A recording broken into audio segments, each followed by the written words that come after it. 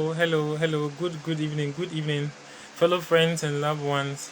Yes, once again, it's a very great honor, a great privilege to come to your homes this evening, the the last but one day of the month of May, 30th of May, 2021. Um, yes, we are continuing our various health conditions. We are discussing a very important condition today. Last week we discussed about lymph edema.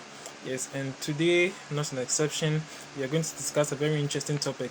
Though it's more of medical in terms of presentation, I know we will appreciate it the more as we discuss this more important condition.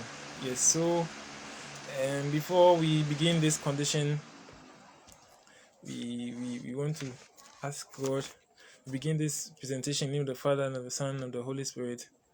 And so our outline for this evening's presentation is actually the definition, the epidemiology, that is various statistics in the world that have been able to classify this condition in terms of which people are more prevalent, which people have the tendency of having this condition at a higher rate, and then we talk about the prevalence, that is which sex, which gender is more affected. We're going to talk about the characteristics of the clinical presentation, and then the associated comorbidities, that is other conditions that look like this condition but are not this condition, and the causes, the signs and symptoms, the tests, diagnostic tests. We're going to talk about medical management, and then physiotherapy management, and then we'll talk about rehabilitation, how we can rehabilitate a patient with this condition. Then, more importantly, we talk about some lifestyle modification, that is, things that we can do to avoid having this condition or minimize the tendency of having this condition. Then, the last but not the least, we'll talk about our next topic. Okay, so this condition actually, when I was researching on it, was quite an extensive topic, and I don't think this platform will give us the opportunity to finish talking about this condition is in its entirety. But we'll try as much as possible to summarize it as best as possible. So today's condition actually, we titled it redness in the eye, arms and legs. But then there's more to it. Actually, there's more to it because this condition is a systemic condition. When we say systemic, it means it involves the inside part of the body. So some things happen to the body that trigger other organs to be able to, that's to cause them to become sored, in quote, and then they become injured. So this condition actually is, in science terms, called sarcoidosis. Sarcoidosis, and actually it's a multi-systemic disorder that affects actually practically any organ in the body. So it can affect your eye, it can affect your ears, it can affect your nose, it can affect your liver, it can affect your spleen, it can affect your stomach, it can affect your legs, it can affect your hands, your every part of the body. So it actually involves certain, actually science has said as an autoimmune disorder, and then they have not pinpointed one particular cause to this condition, but researchers have found out so many ways. As scientists, they're discovering things every single day. There are a lot of scientists in the lab who are discovering cause of conditions. Even this current condition, this current pandemic we're experiencing now, the COVID-19 pandemic, scientists are still researching the best vaccines for it. The same as this condition to sarcoidosis. Per research has said that there are two main components or components of this condition. That is, we can look at this condition being caused by two main varied causes, and we have the genetic, that is your genes, that is when you were born, your dad had a gene and your mom had a gene. So when they come together, they are likely to present some factors that could predispose you to have this condition called sarcoidosis. And then scientists also said that there's another aspect of cause for this condition being environmental cause. That is where we have something we call organisms, that is bacteria. You can have other diseases such as human planovirus, that is the virus that is likely to cause HIV. We could have some bacteria that could cause acne, that is some people have on their faces, um, and other causes. And so they realize that when you're exposed to some organisms such as we call macrophage. Yes, macrophage are there are some organisms that eat the likely stimuluses. That is where those who call the um acne, those who cause tuberculosis. And so when this organism called macrophages eat, we call the process called phagocytosis. I'm sure these are all big words, but I'm just showing the mechanism, just summarize the mechanism by which this condition could affect the whole system. So when these macrophages are eaten up by the process called phagocytosis, there is a structure that we call lysozyme that is joined together with the phagocytosis, and then we call phagolysozyme. Yeah, lysozyme. And when this structure is combined, they also are protected by, and then they combine with genes in the body, and then two various processes they come together, and then they mix with other cells. Actually, this explanation is quite extensive, and I'm sure we are more of laymen and no more scientists, but as we go on, I'm sure we will understand it very well. So when this structure is formed as a macrophage, they combine with other enzymes. Enzymes are actually substances that cause breakdown of structures in the body, and so when they combine with them, they form phagolysozyme, and then they move on to form other structures, and then they are covered by something we call fibroblasts. These are actually tissues that are very thick, and so they are covered, and then they are not destroyed so much very well, and then they have a tendency to produce and multiply as they stay in our system. And so as they stay in our system, they begin to multiply and they form something we call multi-giant cells. And when they form, they multiply again and they multiply again and become many.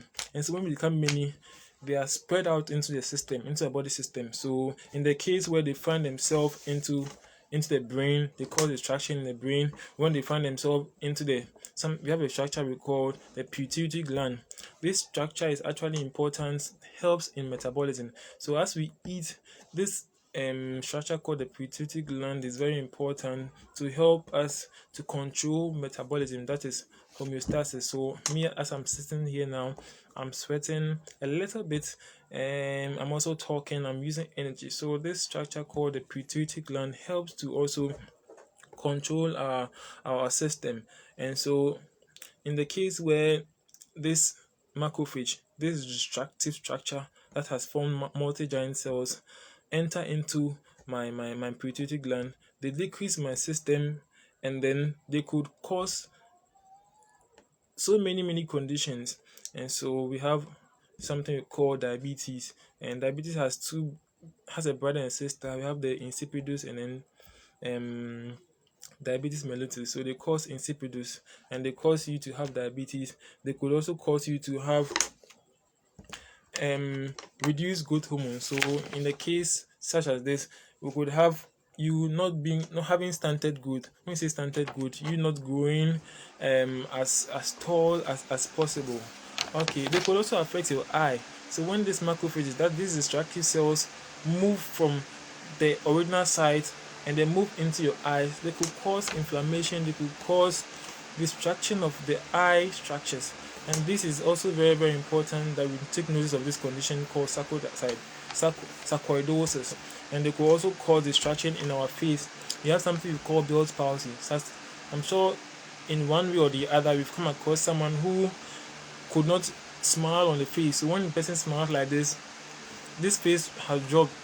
So it smiles like this. It's called facial palsy. So these structures are destroyed because of this macrophages forming, and they are very destructive because when they go into your system, they cause so much harm. And so let's take note of it. There are signs and symptoms we'll be talking about very very soon. Signs and symptoms of this condition called sarcoidosis, and so they could cause distraction as at your heart, near your heart. You have a particular part of the heart called myocardium, and so they could cause inflammation around the side, which is very destructive, and then causing something we call restrictive cardiomyopathy. That is where we have narrowing of the structures around your heart, and then causing increased effort for you to be able to use your heart to perform function. And this could be very deadly. Yes. And it could also affect your liver, which your liver can be big, it can be enlarged. It can also affect your spleen, which is very important to your body, which could be big. It could also affect you having joint pains. We have arthralgia. So this condition actually called the macrophage. The main point you have to take note is called the macrophage. And when this macrophage begin to multiply and become deadly, they can also enter into your knees, and then they could cause knee pain. But most importantly, they affect the ankles. So we see in a picture now that shows swelling around the ankle. Anyone who has swelling around the ankle, we don't really, as medical professionals, we don't really jump into conclusion and say that the person has injured the structure. Maybe he has a broken bone, but then other tests, if you check the person doesn't have a broken bone, other tests to confirm that the person could have sarcoidosis, which we'll be talking about very very soon. It could also affect your lungs, and which is the very very important and the most affected organ in terms of this condition. So this condition called sarcoidosis affects mainly the lungs, and research has shown that 90% of the cases of this condition, that is probably not in Africa, outside Africa, has shown that many people have a lung condition when someone has sarcoidosis. And we should be talking about, the research has shown that African Americans are most probably affected by this condition. Not Africans, not Americans, but African Americans. We have Caucasians also being affected, that is North European countries, specifically Scandinavians. Okay, so aside the lungs, we could have the skin. So you could have redness around the skin, you could have around the legs, which you'll be seeing some pictures very soon. And these are all signs and symptoms that we could infer, or we could have an impression of having this condition called sarcoidosis. And then we probe further to carry out various tests, and then we can say yes, definitely the person has sarcoidosis. It could also affect your kidney. So we have something we call kidney stones. So when this macrophage enters the kidney, it could also cause increased production of something we call vitamin D. And so vitamin D causes increased production of calcium. And when the calcium is formed more around in the kidney, calciums actually, they are small substances, but in the combination, when they're combined more with other substances, they become big. And when they become big, they narrow the space where the urine passes. And then the kidney is supposed to absorb the nutrients from the blood vessels. And so when they unable to absorb them more, and there are bigger calcium ions in your kidney, they cause kidney stones, which could be very painful, and then you could have blood in your urine. So in the case where someone has blood in urine and it comes to the doctor's station, or comes to the medical doctor, or comes to the medical practitioner, tests could show that in case the person has blood in the urine, we carry out tests and we could find out that there's increased calcium in the body. And then increased calcium also could make us find out more about the presenting complaint, and the person may have sarcoidosis, finding other symptoms. Okay, aside the kidney stones, yes, we could have kidney issues such as kidney problems, nephropathy, kidney nephropathy, and these are actually conditions that need surgical intervention or need medications for the person, the patient, to be able to survive. Okay, so we talked about the mechanism of this condition, but then let's look about the signs and symptoms. And one thing we should note is that sarcoidosis has so many causes. It has so many causes, as we mentioned now, but basically we have two main origins, being genetic and then being environmental. And then the causes is actually multifactorial. We have so many causes, and it could affect so many organs. It could affect so many organs at the same time. And then we should note that it could affect people of North European descent, and then African Americans, mostly. Research has shown that it affects mostly African Americans, and African also can be affected. But then another research stated that more women are affected than men. That's one. It's also very important to take note of. And then the age group who are more affected are those who are between the 30 and then the 50 years of age. And some of the symptoms that this condition presents itself is the person has night sweats. So in the evening, the person sweats a lot, even under AC, under fan, the person is still sweating. If you sweat a lot at night, just this symptom does not mean that you have sarcoidosis. It's just one of the symptoms. So you could have also lightheadedness, you could have heart issues, you could have shortness of breath. That's when you're breathing, you find difficulty breathing, because I mentioned earlier on that this condition affects mostly the lungs. So when these macrophages enter into your lung, we have structures we call bronchioles. We have from bronchioles, we have the bronchioles, and then we have the hilum. The hilum is actually the last point around the lung region where oxygen enters into the lungs. And when these macrophages enter and get to where the hilum is, they narrow this space. In fact, they narrow this space, and when they narrow this space, they cause increased effort for you to breathe. So in some cases, there is a great effort for the patient or the person to breathe in, and so the person could be liable to having sarcoidosis. But it doesn't mean that the person has sarcoidosis. It could mean it just means that he has some of the symptoms of it. So the medical practitioners, the doctors also will probe further and find out other causes of this condition. Person could have skin condition. Person could have the skin having purple patches around the skin. It could be the legs, it could be the hands, and then the person could have fever. We have low grade fever. The person might not have a very high fever, but could have intermittent fever. The person could have painful and painful and dry eyes, and the person could have difficulty seeing, visual issues and vision issues. The person could have also painful chest lymph nodes. So lymph nodes are actually tiny small and rounded structures around the body that helps carry tissues, that helps carry fluids from the internal tissues into the blood circulation back into the heart. And so these structures are affected. The person or the patient would have pains around the side. The person could also have fatigue. If the person carries out activities for some time, the person gets tired. With the little activity the person carries out, the person gets tired.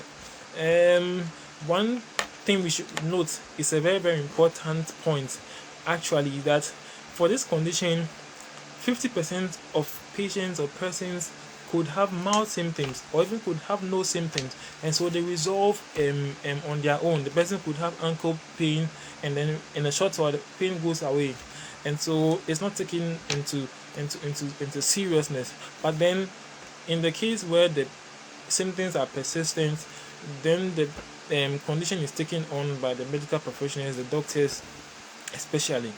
Okay, so aside that, we have various tests. So as radiologists or as radiographers, they carry out tests prescribed by the doctor. The doctor prescribe request for an X-ray and then observe the X-ray. So the doctor will observe here the X-ray. We have the X-ray, we have the MRI, we have the CT scan. The MRI gives actually a very good detail. The CT scan also. The X-ray actually sees the decrease in the airspace, and then this could also mean that the person could have difficulty breathing, and there are signs and symptoms. And then the X-ray also the MRI to say actually gives us a very good and then very important detail.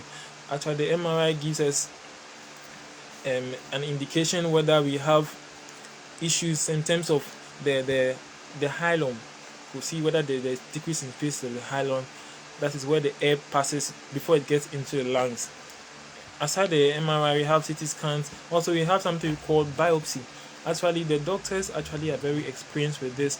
I'm a physiotherapist. But then we look at the biology, or they look at the anatomy of the person or patient in extensive. So I'm sure my colleague doctors also will agree with me. They do a biopsy. They take a structure, a particular part of the lungs, and they send it to the medical laboratory scientists, and then they check and they find out whether we have components of these organisms. And so if you have macrophages there, if you have other structure there, then it could mean that yes, the person could have sarcoidosis. And when we talk about treatment, in fact, it is very, very important that we give credit to the medical doctors, yes. And so they prescribe medications to be able to reduce inflammation around the structures, around the lungs, around the knees, around the eyes. And these, when the inflammation comes down, it could resolve the condition. And so aside that, we also have therapies. We have the physiotherapy also coming into place. In the case where the person has difficulty breathing, we have breathing exercises such as deep breathing exercises. We have a device we call the incentive spirometry, and so the person is like a container where there are balls inside. So the patient takes it like this and blows the air inside the chest. So as the patient sucks the air inside, it helps to expand the lungs. And so this is very important as we talk about this condition called sarcoidosis. Aside breathing exercises, we have endurance exercises such as maybe raising of your leg, walking, doing some. If the patient is quite conscious, the patient can go through cycling exercises if the condition is not so severe. Yes. And so just a few statistics for the concerning this condition.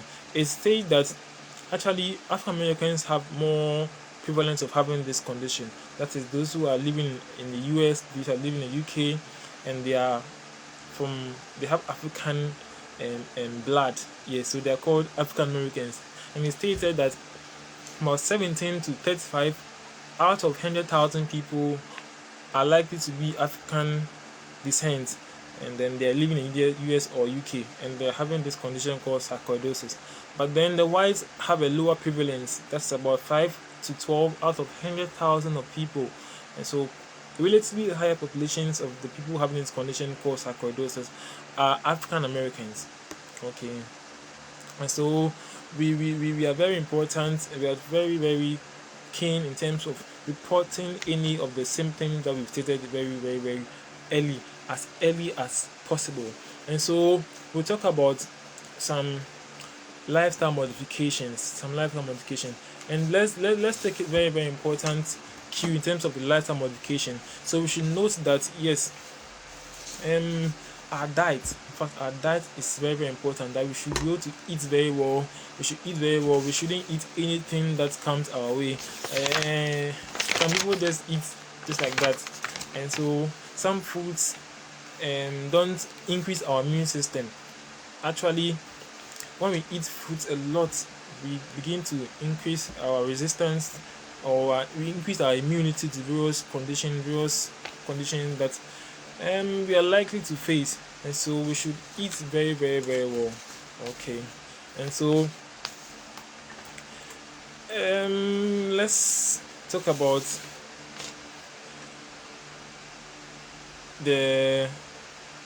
some lifestyle modification. Okay, some more lifestyle modification. We should know that we should sleep enough. Yes, sleep enough. And this statement, I'm sure it's hitting some people very hard. Some people don't sleep well, and so we should encourage ourselves to have enough sleep, enough rest, because the sleeping actually has its own way of revamping or bringing back your innate strength. So we have to sleep well. Aside sleeping well, we have to eat well and eat fresh produce. We should eat um, expired fruits and fruits that have been there for a long time and they're getting rotten. And these actually could contain other organisms that could be an opener for having these conditions, such as what we're talking about now, sarcoidosis. Aside the food that we eat, we should keep our environment clean, because other organisms, we mentioned that tuberculosis, which actually by various tests we can separate it from this condition, but then some bacteria could also cause this condition called sarcoidosis to present itself. We don't actually know the specific cause, but then scientists have been able to attribute it to bacteria and other organisms. Also, we should engage ourselves in regular exercises. We could do aerobic exercises, but then aerobic exercises actually is specific, because if you are more than a particular age, if you are 70 years, you can't do any aerobic exercises. So specifically, if you are looking for any exercise, you can see a physiotherapist who is in a very good capacity to teach you exercises specific to your age. Not any exercise is specific to any age.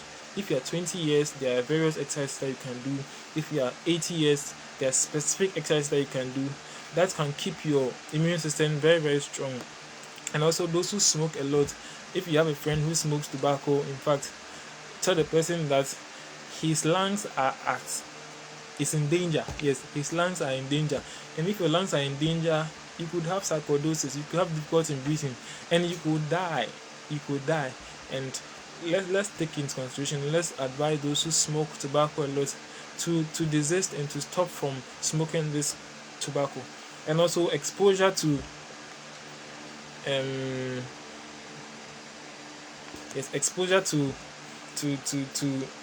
alcohol. Those who drink alcohol too, they are likely to have this condition. And then more importantly, the food we eat. Yes, we should eat well, eat enough fruits. Okay, so let's look at some pictures before we close. I'm sure we can appreciate more when we look at the pictures. I've talked a lot, and so let's look at some pictures before we say a goodbye, and then we look at our next topic. Okay, so yes, so as we are talking about this condition, yes, so this is the condition sarcoidosis. Okay, so let's start from the beginning.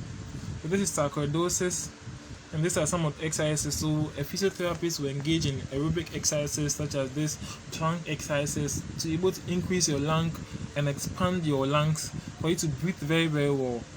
If you have no serious symptoms, you go through aerobic exercises.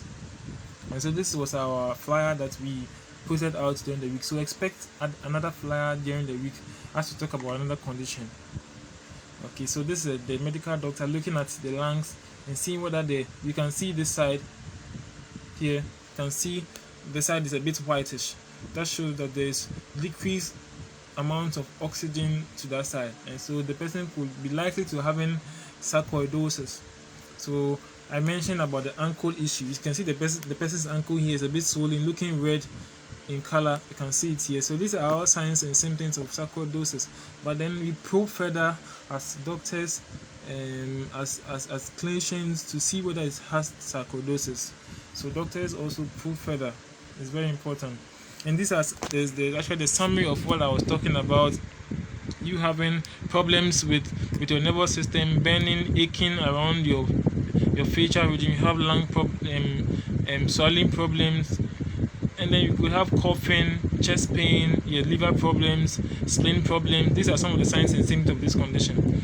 Okay, and this is your lungs. So doctors can look at the X-ray and see whether you can see this white tissue substance appearing here. It means that you have less oxygen around the side, and these are some of the signs of you having sarcoidosis. So look, this is a child who has difficulty walking, and then is being trained to get more endurance and strength. So this is a summary of what I was talking about earlier on, the signs and symptoms. This is a bronchus, this is a bronch, and then there's a structure here. There are structures here we call the hilum, and then before they enter the lungs, and they are affected. Okay, so this is the condition. This is a summary of the condition we discussed earlier on. Okay, so these are some of the pictures, the statistics, the signs and symptoms, those are affected. This actually the skin of the person with sarcoidosis. You can see the patches here, the red patches there. You can see it very, very clearly. So these are some of the exercises, engaging aerobic exercises. As we said, about 30, those affected are around 35 to 50 years or 20 to 40 years. And so they engage in aerobic exercises to be able to increase their lung capacity and strength. Okay, so this is actually some of the fruits that we can take in to be able to increase our immune system and resist this condition. These are some of the fruits we can take in. Okay, so this is actually an extensive presentation of this condition. So the person has patches on the skin. Okay, so it can affect the lungs. And you can see this is what I was talking about, the hilum, before it enters into the lungs. Okay, you can see the parts of the organs affected. Okay, so you can see another one here. You can see the legs here being patches here. You can see the nose here. You can see the cheeks here being reddish in color. You can see the skin here. You can see the patches here. Okay, a summary of this, the X-ray. These are the lymph nodes. Actually, these are lymph nodes. You can see the green trackers are called lymph nodes. And so you can see this here being inflamed. And this could mean the person having sarcoidosis. This is the doctor here. You can see the legs here having this red patches. You can see the red patches here. There are signs and symptoms of someone having sarcoidosis. Another one here. So this is the MRI. You can see the MRI. This is the X-ray. This is the X-ray. This is the CT scan. This is the patches here. Okay, you can see a more extensive explanation to this condition. You can see the patches here, the red patches here.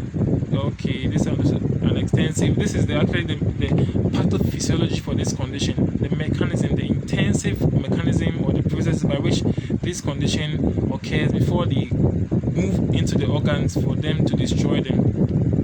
Okay, you can see the patches of the legs there. Okay. Alright, so I think we have got at least a fair idea of how this condition could present itself, and I'm sure we'll be in the best position to explain to our friends and our colleagues that we learned something called sarcoidosis. It could affect so many organs in the body, but then 50% of the cases actually go unnoticed and then they vanish without being treated. They present themselves with pain around the ankle, around your chest region, around our eyes, around our noses, so we don't have noses, we have around our nose, and then around our hands. We can have patches of redness around our body, but then there's actually a good management for this condition. And so early reporting to the medical doctor gives you a very good prognosis. That is a good chance of you being treated and having recovered from your predicament. Okay, so thank you very much for your time. I'm sure you enjoyed this presentation, and if you have any question you can ask. I'm willing to answer. If not, I'm sure I'll answer you in the course of time. Yes. Okay, so I appreciate so many people watching, my friend, my colleagues. Okay, you can see Dr. say, okay, so thank you very much. Yeah, and then and then some others joining in and out. I saw Solomon who left Soul, and other people joining in. So today we talked about the condition called sarcoidosis. It's a multi-system disorder which affects so many organs in our body, and we saw some pictures of where we are affected. And then if you want more, we can read on it. And then any question you can also pass on to us. Our Facebook page is also open 24 hours. We will answer you anytime and anytime. Okay, so thank you very much for your time. So our next topic actually is also an interesting condition. It's called Pott's disease. And so if you want to learn more about this condition, let's take till next week Sunday, as we enter into the new month, actually the 6th month, the month of rains. So we're expecting more rains next month. So have a blessed evening, and take care. May the good Lord be with us. So have a blessed week. Take care. Good night. Bye.